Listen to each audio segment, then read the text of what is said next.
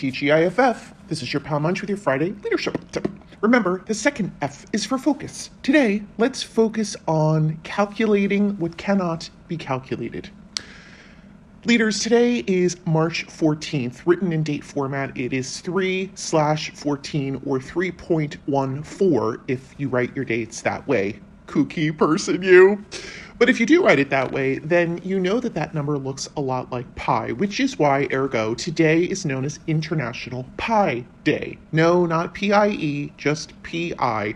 That number that starts with 3.14 and then goes on literally forever.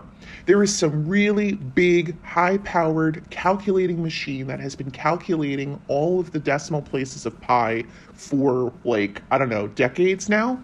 It's a really complicated thing, and math nerds like my friend Carrie really get into all of that. But enough of that. I wanted to share a quick story. So I was working with some leaders this week, and we were talking about how they were going to measure success by the end of the year and what metrics they would use. And instinctively, one of the leaders Googled what would be appropriate metrics for their industry and their position and their sphere of influence. And I said, listen, don't start from a menu of potential metrics and pick and choose what you think will look good. Start with the end in mind. Start with what success will look like, what it will feel like, what your employees will be doing, how they will be behaving, how they will work together differently, more effectively, more positively. What does success look and feel like experientially? And once you do that, then you can determine from there how to measure your incremental success along the way, knowing that some of those metrics, like pi, are difficult to calculate.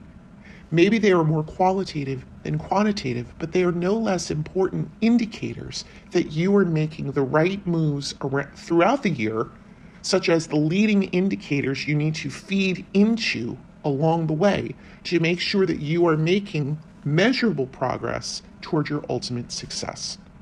All of this to say, go out and have a piece of pie if that is what the mood strikes for you to do today.